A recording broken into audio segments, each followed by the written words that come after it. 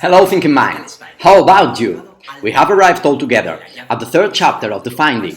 In it, you are going to see the proofs showing that the geometrical pattern really existed and was used by the ancient Egyptians to define the main proportions on their sacred architecture. In short, the first part of these proofs is related to the lengths of the buildings. We already know that the basic alpha and beta rectangles have lengths equal to 14, and if they were certainly as a tool of design, all those constructions should also have lengths multiple to 14. The second of the proofs depends into the mysterious design of the Egyptian cubit. This tool was divided into 28 fingers, which is really amazing having into account that the mathematics of the ancient Egypt was thought on 10 base. It is to say, its counting methodology started from the unity, then 10, later to 100, and later to 1000, and so on. The third of these proofs makes reference to the design of the large entrance pylons in the greatest Egyptian temples. According to their history, these entrance pylons joined in their design the Earth with the solar disk. At last, the fourth of these proofs, the archaeological discovery that shows, beyond all type of speculation, that the geometrical pattern was used by the ancient Egyptians as a tool of design in order to define the main proportions on their most sacred architecture. I expect you enjoy this video, and it awakes your senses in order to know more and more. If you like it, make me know on your comments and subscribe yourselves on the channel. I send you the links about the published articles so far about these searching projects. As always, I'll see you on the next chapter of the finding. In the first chapter, we have seen the evidence that the geometrical pattern was used on the whole of the royal architecture after having analyzed more than 200 structures belonging to ancient Egypt.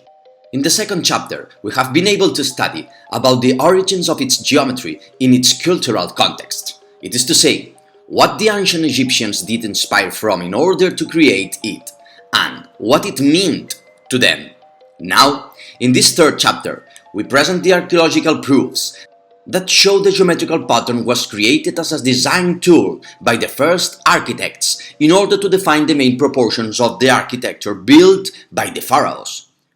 We will verify the geometrical pattern as a design tool, where the exact measures in the lengths of the whole construction are multiples of 14 Egyptian cubits. We know that the geometrical pattern is based on two rectangles whose length is 14, the beta rectangle with 11 and the alpha rectangle with 8.66. Therefore, if the lengths of the studied constructions are multiple of 14 Egyptian cubits, their proportions would be the answer to have systematically applied the geometrical pattern. It is impressive to check that the most ancient architecture analyzed in this research, the tomb of Horeha, the second pharaoh during the first dynasty, has exactly 14 cubits in length in his excavated area, and its strange width is 8.66 cubits as a result of having applied the alpha rectangle on its design. We also consider the outer face of the wall that delimits this tomb is 21 cubits in length. That is a multiple of exact fraction of 14, so that its characteristic width is 16.5 cubits as a result of having been used the beta rectangle of the geometrical pattern. In order to leave apart coincidences, we are going to continue analyzing the concrete measures in these pharaohs' constructions and be able to show that their lengths correspond with multiples of 14 cubits, so the fact that their proportions are the ones of alpha and beta rectangles is an evidence that the geometrical pattern was used as a design tool on the main proportions in the royal architecture of ancient Egypt. As we have seen in the previous chapters, the step pyramid of Neterhet, the first pharaoh of the third dynasty, is the projection of the geometrical pattern from the horizontal plane to the vertical one.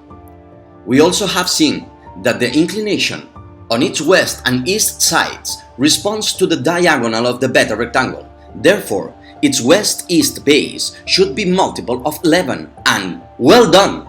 The base of the step pyramid of Neterhet, with measures about 121 meters, are equivalent to 231 cubits. A cubit is 52.3 centimeters. and they are the result of the 11-21 multiplication.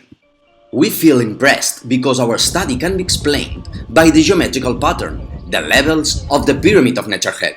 The first level means the land of Egypt towards the last level, the one that is golden because of the solar disk and reflects the celestial vault. The pyramid has 7 steps, the half of 14.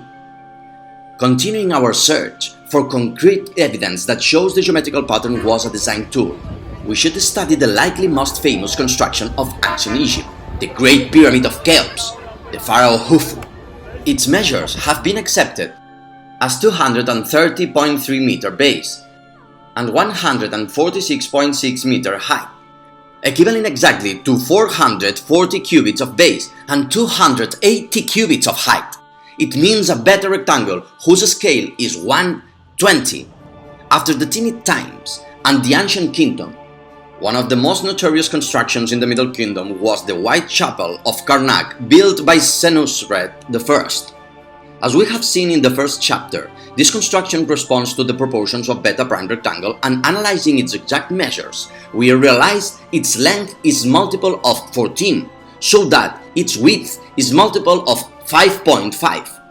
All this allows us to confirm that the geometrical pattern was used once again as a real architectural tool in order to fix proportions.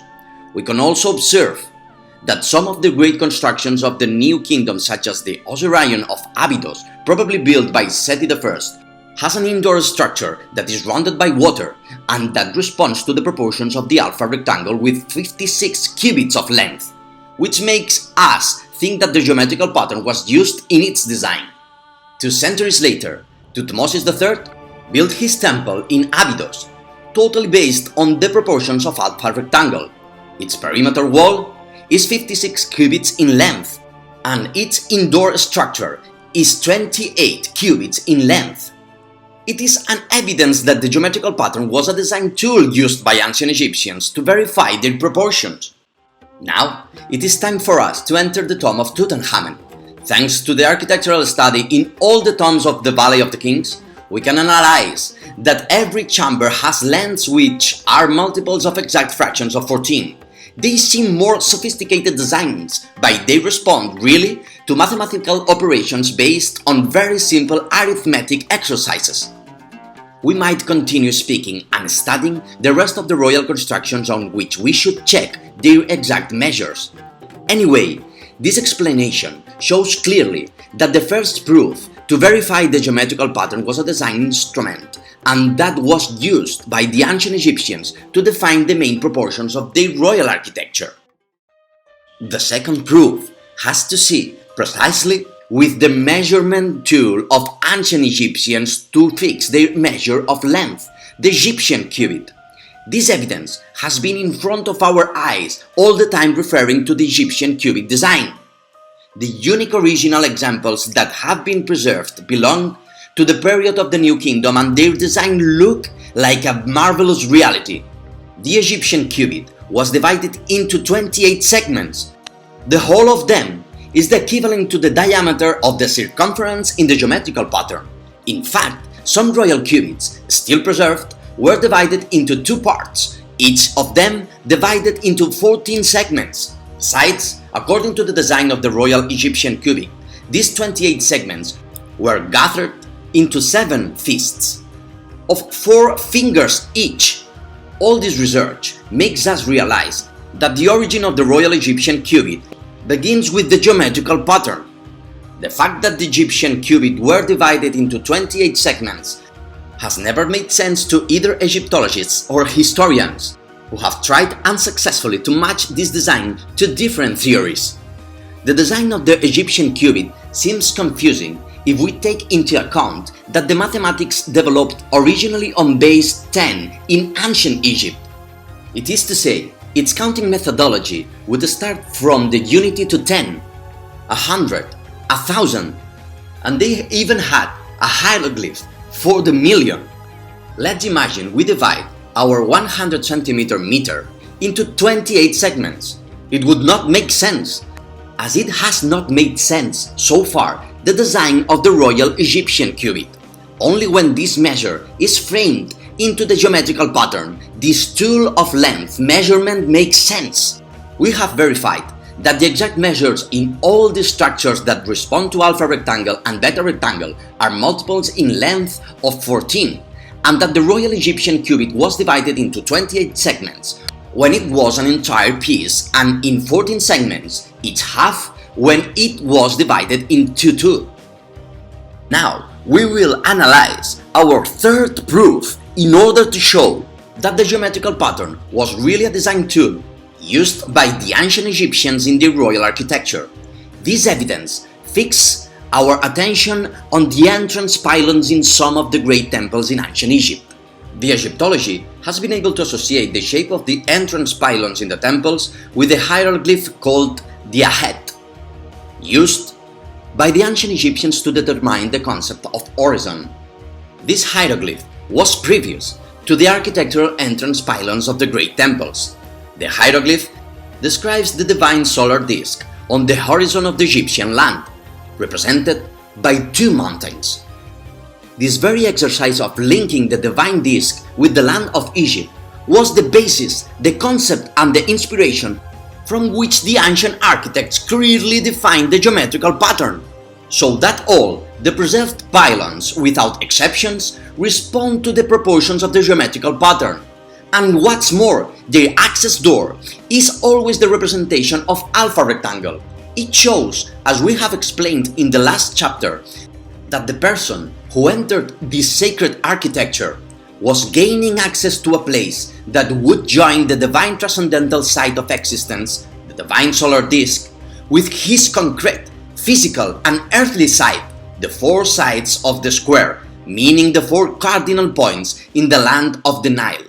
However, one of the biggest inconveniences we can find when trying to look for archaeological evidences to verify any type of proposal or theory is the total lack of texts informing about the way the most of the great royal temples in ancient Egypt were designed and built. This argument leads us to the fourth proof. A piece of pottery was found in Deir el-Bahari at the beginning of the 20th century. It has a drawing that looks like a little chapel. This is the only archaeological piece of this type which has been preserved. There are others that describe architectural spaces, but none of them has such brief sketch explaining so directly and clearly the measures and plan of such a simple construction. It is important to verify that the length of this sketch represents 14 cubits, being the unique piece of this kind from the excavations carried out in Egypt, and the only proof with this kind of information. It would have shown any other length, but it couldn't. The only preserved piece, the sole trace in this type of documentation, makes reference to a chapel with 14 cubit length. The field developed works in order to translate the hieratic text. Don't hesitate about marking out the chapel length designed on the Ostracon Center in 14 cubits. But the explanation about the symbols, which make reference to its width, was not clear up enough. Because of it, this chapel was thought to be 6 cubits on the translation, and in fact, these studies totally disagree even about the way how to mark out this width that is specified in 6 cubits. If we study deeply the analysis of the writing trace, it is so surprising to verify that they got around, deliberately, the half symbol that appears over the cubit.